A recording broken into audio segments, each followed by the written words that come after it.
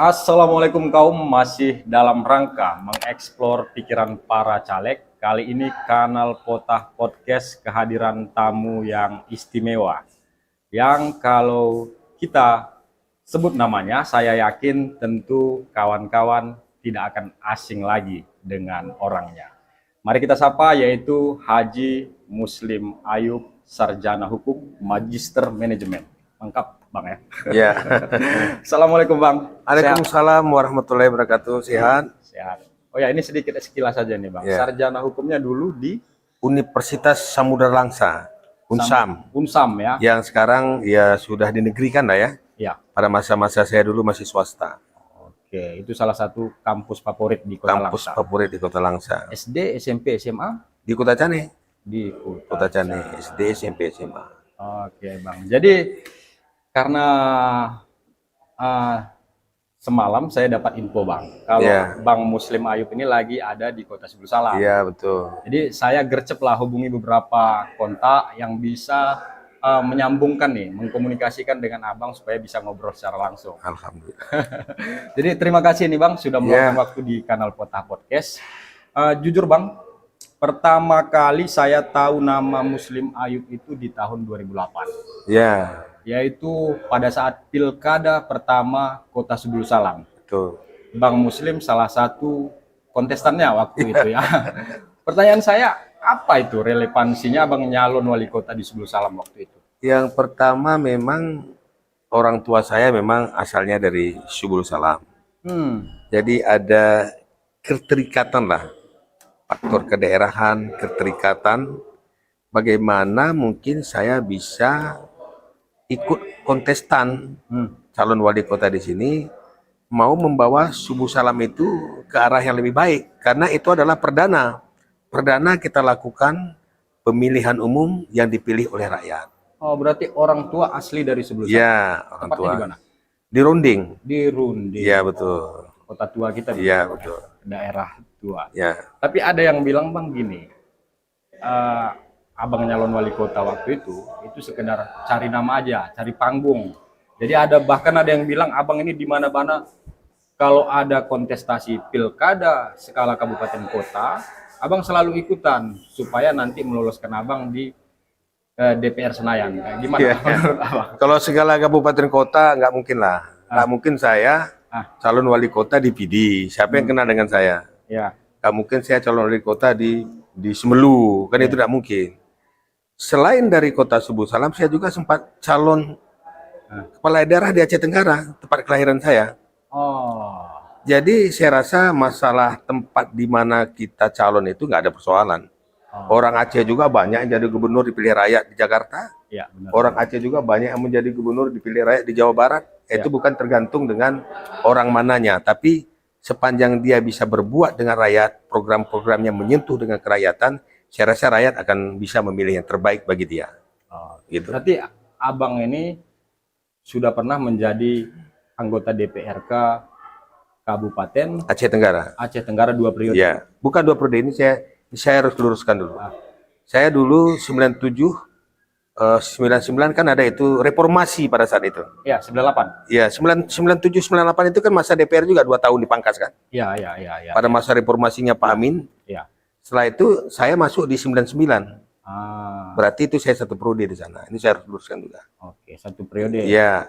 Terus DPRA 2 periode di DPRA. Ya. DPR RI 1 periode di DPR RI. 1 periode di DPR RI. Ya. 2014 2019. Itu kan partai pengusungnya, penyokongnya kan PAN dulu Bang. Iya, betul PAN. Selama 5 periode itu PAN terus kan. Sekarang kenapa pindah ke Nasdem? Yang pertama, kenapa saya pindah ke Nasdem?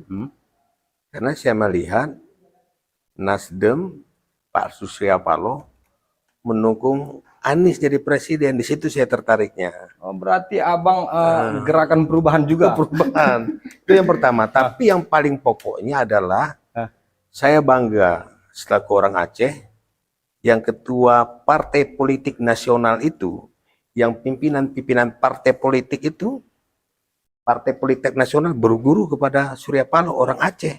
Baru dia ya? Baru dia. Soal presiden pun banyak orang terus berkomunikasi. Siapa yang kita pilih terbaik untuk memimpin Indonesia? Makanya ketertarikan saya itu masuk di Nasdem karena sosok Pak Surya Paloh-nya, dan kebetulan Pak Surya Paloh juga pasang badan untuk mencalonkan Anies menjadi presiden, walaupun tantangan itu luar biasa. Iya. Baik tantangan dari dalam pemerintahan, baik di dalam politik, segala segi dia memang sudah siap menerima risiko apapun dengan menghadirkan, dengan mencalonkan Anies jadi presiden dari Partai Nasdem. Bahkan ada yang menyaksikan dulu bahwasanya wacana Anies jadi presiden ini akan gagal di tengah. Ya. Buktinya tetap kokoh sampai sekarang. Orang Aceh ini prinsip dia, kalau AA jarang ke B itu. Nah, abang kan udah pernah nih jadi DPR RI ya. Ya. Kalau boleh tahu, apa yang udah abang pernah lakukan untuk Aceh? Selain saya di DPR RI, selama saya 2 periode menjadi anggota DPRA dulu, banyak kegiatan-kegiatan APBA yang sudah saya gelontorkan ke Subu Salam ini, termasuk ke Singkil, Aceh Tenggara, dan Gayo Luas. Terutama bagi khususnya di Subu Salam, saya rasa hampir seluruh masjid di kota Subu Salam ini sudah ada yang bantu. Bervariasi, ada yang sampai 500 juta, ada yang 200 juta, ada yang 100 juta. Begitu juga dengan musola-musola, begitu juga dengan pesantren-pesantren. Ada juga program-program pertanian yang saya berikan.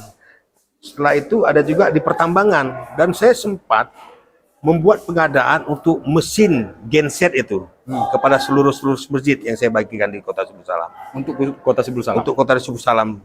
Begitu juga di Singkil, bukan di Subu Salam saja. Pembangunan fisik maupun non fisik. Kalau saya ingat-ingat dulu itu pernah ada Mama Dedeh ya dulu sama Opik dulu ke kota Subu Salam. Ya, pernah saya undang dulu. Di periode Bang Muslim Ayub masih lagi menjabat ya itu? Itu waktu saya menjabat menjadi anggota DPRA. Oh, itu DPRA. Dulu memang dana APBA kita tuh berkisar sampai 14-17 triliun yang kita kelola oleh DPR. Ya. Kebetulan pada saat itu saya kan sebagai panitia anggaran dan sempat menjadi pimpinan DPRA pada saat itu, tapi tidak dilantik. Nah, itu panjang ceritanya. Pada saat itu memang banyak program-program kerakyatan yang memang bisa kita manfaatkan untuk kepentingan rakyat, terutama di UMKM-nya. Kita bisa bantu modal, kita bisa bantu segala lini dalam kepentingan masyarakat, terutama saya masih ingat banyak jembatan-jembatan yang saya bangun, termasuk di Pulau Banyak. Pulau Banyak yang menghubungkan Haloban, bukan Haloban, yang menghubungkan Pulau Balai dan Pulau Balai dan Pulau Banyaknya, dan jembatan itu masih ada sekarang, dan itu yang nampak. Tapi banyak memang pembangunan yang saya rasa masyarakat sudah tahu bagaimana saya berbuat, dan di 2 kabupaten ini saya rasa nggak asing lagi yang namanya Muslim Ayub. Ya, gitu. Memang beneran nggak asing, tapi itu kan klaim abang ya. Boleh saya bilang itu klaimnya abang kan. Begini Bang, abang menjadi anggota DPR RI 2014-2019. 2019 abang nyalek lagi tapi gagal. Iya, betul. Artinya kan abang udah nggak dipercaya lagi sama masyarakat. Betul. Ngapain nyalek lagi sekarang? Itu pertanyaan bagus memang bagi yang tidak memahami. Tapi bagi memahami, pada saat abang dulu calon anggota DPR RI di 2014 ke 19, itu perolehan suara abang 47.000 suara. 47.000 suara. Ya. Di saat 2019 menuju ke 2024 itu bertambah dari 47.000 ke 72.000. Wah, berarti itu ada peningkatan suara. Hampir 50% ya? Hampir 50%. Kalau seandainya regulasi aturan itu diumpamakan dengan sistem yang dilakukan oleh DPD, saya terpilih karena urutan ketiga dari 13 anggota DPR RI itu asal Aceh. Abang urutan ketiga. Setelah Rifki, Najarudin Degam, baru abang. Tapi nggak lolos? Tidak lolos, karena kami tidak dapat 2 kursi. Degam lebih tinggi. Kalau seandainya pun suara Degam ini kemarin dibuang, dicampakkan misalnya, abang masih tetap suara kedua yang terbanyak. Habis Rifki dan abang. Bang Muslim. Ya, jadi yang lain itu memang di bawah abang. Oke. Jadi mungkin memang bagi yang tidak mengetahui itu pertanyaan sangat bagus sekali. Untung itu disampaikan kan gitu. Karena kita harus jelaskan dari 47.000 bisa menjadi ke 72.000. Ya, Signifikan itu perolehannya. ya. Hampir 2 kali lipat. Hampir ya. 2 kali lipat. Berarti faktor rezeki juga di situ, Rezeki, Bang, ya. rezekinya nggak rezeki gitu. Ya, saya ada juga baca, Bang, ya, Hmm. di salah satu survei yang dilakukan di pollingkita.com. Ya, Dari 47 caleg DPR RI asal Aceh, Dapil 1 ya, Dapil Aceh 1, itu Abang itu di urutan pertama mengalahkan incumbent-incumbent yang ada sekarang ini. Nah, itu real ya. Itu Iya, iya. periodenya dilakukan di 28 November sampai dengan 10 Desember. ya. Abang peringkat pertama. Artinya kan memang harapan masyarakat itu masih bertumpu juga nih sama Bang Iya. Muslim nih. Memang Adinda begini. Kita memang saya masalah polling itu tidak tahu saya bagaimana polling, cuma saya lihat memang di situ kebetulan Abang di peringkat pertama. Tapi intinya begini. Kalau kita memang menjadi calon anggota DPR, sebelumnya Abang kan dari Nasdem di 2021 itu. Ke Nasdem kan di 2021.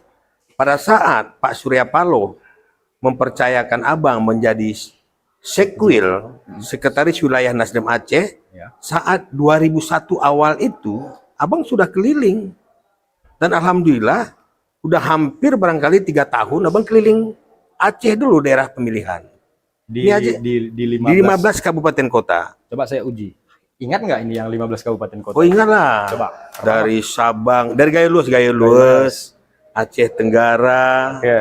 Singkil, Oke, Kota 3, Cane, 4, Aceh Selatan, 5, Abdia, 6, Nagan Raya, 7, Aceh Jaya, 8, Aceh Barat, 9, Pidi, Pidi 10, Jaya, 11, Banda Aceh, 12, Aceh Besar, 13. apalagi itu ya, lupa saya udah. Subuh salam belum? Subuh Salam dan Singkil. Jadi dalam perjalanan ini Adinda memang banyak suka dan dukanya. Yang namanya kita jadi calon anggota DPR itu harus memang dikenal oleh rakyat. Saya bukan terfokus kepada daerah kelahiran saya, Kota Cane ataupun daerah asal saya misalnya dari Kota Subuh Salam, bukan itu. Kita memang menyambung silaturahmi itu kepada daerah-daerah pemilih kita. Saya jujur ya, di daerah Abdia saja itu sudah ratusan miliar saya bawa kue pembangunan di sana pada saat saya menjadi anggota DPR RI. Begitu juga di Aceh Selatan, sangat besar. Jadi begitu juga di daerah-daerah lain seperti Kota Banda Aceh. Banyak bantuan-bantuan yang sangat spektakuler saya lakukan. Termasuk di Abdia, daerah Surin itu saya bangun. Termasuk di Aceh Selatan, jembatan, jalan 2 jalur itu memang dari aspirasi usulan pemerintah daerah yang saya sampaikan ke DPR, anggaran disahkan oleh kementerian. Jadi kalau saya pun misalnya jalan ke daerah tersebut banyak yang mengenal. Apa saya katakan? Sedangkan kita jalan sudah hampir 3 tahun ini ya, sebentar lagi kan pemilu. Ya. Itu pun belum tentu kita dipilih rakyat. Apalagi ini tidak kita lakukan. Iya. Ya kan? Benar-benar. Bang, coba saya mau fokus nih ya, karena saya nggak tahu ya skup yang Dapil Aceh 1 itu gimana, apa aja problemnya, tentu banyak macam-macam. Yang saya tahu di bagian barat selatan ini ya, Aceh, itu sekarang itu rawan banjir, Bang. Kita lihat kemarin itu di Trumon ya, banjir bandang, di Singkil kantor pemerintah yang tergenang air, di Kota Sebulu Salam juga, Bang. Ada titik-titik yang selalu menjadi langganan banjir. Sekarang pertanyaan saya ke Abang ya, kalau amanah itu diberikan ke Abang lagi sebagai anggota DPR RI, apa nih ide Abang untuk menyelesaikan masalah ini? Ntar saya minum dulu ya. Oke. Ini menarik nih pertanyaannya. Saya lupa nawarin juga tadi. Sorry, Bang. Yang pertama begini. Suatu hal yang sangat fundamental, hal yang pokok yang harus kita selesaikan, insya Allah kalau seandainya saya terpilih menjadi anggota DPR, yang pertama adalah banjir. Banjir ini memang kehadirannya itu memang tidak bisa kita pungkiri lagi. Itu mulai terhitung dari berber lah ya. November, Oktober, Sediakan Desember, itu sediakan ember kata orang. Itu emang benar ya? Itu memang benar, di situ memang klimaknya terjadinya banjir. Jadi yang jadi soal adalah saya memang berpikir ke depan, saya fokus dulu memang. Dulu saya di Komisi 3, saya merencanakan ini kalau ada rezeki masuk di Komisi Pembangunan. Insya Allah nanti saya akan coba-coba pindah-pindah komisi. apapun namanya, yang berhak, memang semua komisi berhak menyampaikan usulan ini. Ya. Tapi yang sangat kompeten adalah yang ada di komisi tersebut. Ya. Kita lihat memang ada kawan-kawan kita yang di komisi 5, nggak ada yang hal-hal yang fundamental, yang pokok yang bisa diselesaikan. Ya. Termasuk memang disingkil saja, subuh salam, embung termasuk Laya Soraya itu. Ya. Itu harus kita tuntaskan. Dan itu dananya bukan kecil. Kalau kita harapkan dari APBA dan APBK tidak mungkin, itu ratusan miliar. Betul. Itu multies. Saya sudah sempat anggaran, saya anggarkan Lawe Alas yang dananya sampai 350 miliar. Yang insya Allah itu sudah bisa terbendung kiri kanan. Itu namanya apa namanya istilahnya tuh, kalau kiri kanan tuh istilahnya bendungan, itu bukan dibendung namanya, bronjong kalau bahasa kita. Ya. Kalau bahasa kita orang Singkil ini kan bronjong. Itu sudah dilakukan, dan ini tidak tertutup kemungkinan kalau kita memang berada di situ, ini akan kita suarakan. Karena saya melihat kejadian kayak di Trumon. Trumon itu untung ya, kemarin pas kejadian saya langsung ke Jakarta itu. Oh, lagi di Jakarta. Saya langsung ke Jakarta, kebetulan ada orang Aceh kita yang kontraktor besar memang di Kementerian Sosial. Dana tanggap darurat datang terus ke dua daerah ini, membentuk posko-posko. Alhamdulillah ini sudah dirasakan oleh masyarakat kita yang di 2 kabupaten, terutama di Aceh Tenggara kita ada buat posko. Ini adalah komunikasi yang baik antara teman saya tadi Muhajir ini dengan pihak kementerian. Selain itu, kalau kita tunggu mungkin tahun depan ini akan terjadi. Makanya kita berharap, kalau saya seandainya terpilih, ini tahun pertama ini harus tuntas kita lakukan anggaran Mengenai banjir ini. Banjir. Dan kita akan kompak semua anggota-anggota DPR yang akan terpilih nanti. Kita akan ada forum forbes namanya. Kita bisa panggil menteri Ini KPU-an. abang janji nih bang ya? Ya kita Ini janji. Kita rekrut loh bang. Oh iya dong. Ya. Bang, saya ini bang, jujur bang, saya itu nggak segan-segan menghubungi pejabat betul, bang, ya. betul. Kalau abang nanti tidak tepat janji, saya akan calling Ya, abang insya Allah. sampai abang merasa terganggu. Betul, Sampai tengah betul, malam. betul. Karena gini ya Dinda, DPR itu saya tetap katakan, pantangan dia adalah berjanji dan tidak ditepati. Sampai kapanpun orang tidak percaya. Ya. Ini hari ini kita melakukan forecast. Dan ini akan didengar oleh masyarakat Ya. Aceh, khususnya masyarakat Indonesia yang ada di luar Aceh juga, warga kita. Kalau ini tidak kita janji, bisa semua kita lakukan. Uang kita banyak, dana kita banyak, APBN kita. Tapi kalau kita tidak fight melakukan ini, kalau tidak kita balik-balikkan meja di DPR itu nggak bisa. Oh, begitu. DPR itu punya kekuasaan dalam arti data yang paling penting. Oke. Bagi kita di 2 kabupaten ini, khusus Gayo Luas juga Aceh Tenggara, khususnya di pantai barat selatan ini yang terjadi. Kalau wilayah timur ini jarang kejadian, tapi ada juga, tapi tidak seberat di wilayah kita. Saya berjanji ini harus kita tuntaskan. Tugas kita dipilih oleh rakyat. Apapun namanya, kita bukan dipilih oleh orang tua kita, oleh pemilih kita. Tanpa rakyat kita tidak bisa menjadi anggota DPR. Kenapa harus kita sombong dengan DPR kita? Saya tidak ada itu. Justru karena itulah mungkin saya terus terpilih menjadi anggota DPR, karena itu kayak saya peduli dengan kerakyatan. Kalaupun saya tidak terpilih dulu, mungkin barangkali tidak ada rezeki. Suara saya tinggi. Kalau saya katakan sistem dengan DPD saya udah urutan ketiga, regulasinya tidak begitu. Nah, jadi itulah semua ada hikmah. 40 berapa tadi bang? 42.000 suara ya? 47 2014. 47.000 2014. naik menjadi DPR RI. Naik DPR RI saya 72.000 tidak naik menjadi DPR RI. Aneh, Jadi Bang. kan itu regulasinya, sistemnya jadi. Iya. Jadi insya Allah lah, kalau kita memang sering datang ke daerah, kita dengar apa aspirasi masyarakat, bukan karena uang saja. DPR itu jujur saya katakan, bukan dengan kemampuan keuangan saja. Kita, apalagi ini di 2014 ya, tanggal 14, 2024, tanggal 14 Februari ini, saya dengar ini ya, sudah barter. Anggota DPR harus begini, anggota DPR RI harus begini, anggota DPRK apalagi sudah jor-joran. Tapi yakinlah, masyarakat tidak bodoh. Ya, sekarang Ambil uangnya, jangan pilih dia. Nggak ada tanggung jawab apa-apa itu, Adinda. Oke. Nggak ada, harus di penjara itu, omong kosong semua. Nggak ada ya? Kita ini sudah jor-joran. Kalau misalkan kita ambil nih duitnya, terus kita nggak pilih dia datang nih ke rumah kita, pulangin rumahku, kalau nggak aku penjara kamu nanti. Dari mana dia tahu? Oh, gitu. Ribuan orang memilih, bagaimana dia tidak tahu? Kalau sudah dia memilih dengan uang yang dipaksakan diambil sampai DPR kasih dengan sampai 700, 500. Bagaimana lagi dia harus mengalihkan duitnya? Apalagi untuk Tentu- DPR RI ya. Tentu dia bekerja bukan lagi untuk masyarakat, untuk rakyat ya. DPR RI ini sulit juga. Ada salah satu kandidat calon DPR yang selama ini sudah mau bertarung, itu sudah kemana-mana. Saya resign nanti 100.000, uang begini, uang begitu. Itu udah ada. Silakan aja. Udah ada ya. Yakinlah, ambil uangnya, jangan pilih dia. Pilih yang benar-benar, Oke. yang mau, yang mampu, yang bisa menyuarakan hati rakyat. Karena apapun namanya, rakyat ini nggak bodoh lagi. Mungkin dulu, sekarang pun mungkin terjadi. Dikasihnya mungkin nanti hari ini pemilihannya untuk 2024 DPR RI, misalkan segala sesuatu lah dalam bentuk uang, Oke.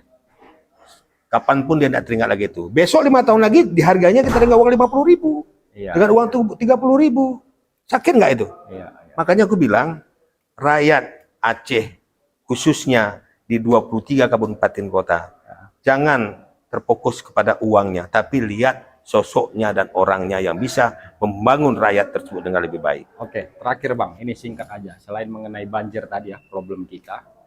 Di Aceh ini kan komoditas utamanya, terutama bagian barat selatan ini juga salah satunya adalah sawit. Ya, Nah, apa ide Abang tentang pendirian pabrik minyak goreng di bagian barat selatan ini? saya apresiasi ya. Hmm. Ada salah satu perusahaan di Singkil Hmm. yang gabungan putra-putra daerah Iya, yang membuat PKS. iya. Itu luar biasa. Saya apresiasi ini. Kalau ini yang kita lakukan, harga TBS itu tidak sewena-wena Betul. dilakukan oleh brengsek-brengsek itu. Betul. Ya, ini setiap hari harga berbeda-beda. Kenapa? Karena persaingan tidak ada di sini. Tapi kalau kita punya misalnya apa namanya tuh pabrik Minyak goreng. PKS, minyak goreng dan sebagainya di sini, mungkin saya rasa segala sesuatu yang menyangkut dengan yang kita inginkan termasuk minyak goreng itu harganya sangat stabil. Kalau pabrik kelapa sawit kita udah banyak di sini Bang. Ya, Tinggal minyak goreng. pabrik minyak gorengnya lagi yang belum ada ini. Dulu pernah diusulkan dulu itu sama Pak Merasakti ya. Dulu gini, saya ingat, saya potong, mohon maaf. Oke. Pada saat saya menjadi anggota DPRA, duduk di Komisi B, komisi yang menyangkut dengan ekonomi. APBN sudah menganggarkan Oke. 52 miliar hari itu untuk pembangunan minyak goreng di Subulu Salam. Udah kita anggarkan itu. Pada saat itu pemerintah daerah tidak bisa menyiapkan lahannya. Oh, perkara lahan pada saat Iya, dan uang itu kembali ke negara. Itu saya kecewa betul pada saat itu. Dan itu masih ingat saya, 52 miliar. Kami ada beberapa orang anggota DPRA, Dapil 7 dulu pada saat itu, yang sudah mengusulkan, dan ini bukan duit APBN, Kementerian Perdagangan pada saat itu. Tapi alhasil, itu salah satu menjadi harapan warga juga Ya. khususnya petani sawit di Kota Subulu Salam, Aceh Singkil, Aceh Selatan, Bang ya. Tolong juga nanti ini menjadi perhatian dari Bang Muslim. baik, insyaallah. Terakhir Bang, Hmm. closing statement deh dari Bang Muslim Ayu untuk warga Dapil Aceh 1. Baik, yang pertama closing saya sore hari ini adalah berharap tinggal beberapa hari lagi kita melaksanakan pilkada. Baik Presiden, baik DPR RI, baik DPRA, dan baik DPRK. Silakan, pilihlah orang-orang yang terbaik. Bagi saya, tim kampanye nasional Anies dan Muhaimin berharap masyarakat khusus di Aceh ini kita akan memilih sosok pemimpin yang bisa melakukan perubahan. Satu lagi, apapun partainya, insya Allah Muslim Ayu DPR RI-nya. Mudah-mudahan. Sampai di sini kawan-kawan, nanti kita akan mengeksplor kembali caleg-caleg yang lain. Dan jangan lupa subscribe kanal Pota. Tolong Mas, Amin. jangan lupa subscribe kanal Jangan lupa subscribe kanal Kota. Pota. Kanal Kota. Agak susah ya. Iya. Assalamualaikum, Terima kasih. sukses Bang.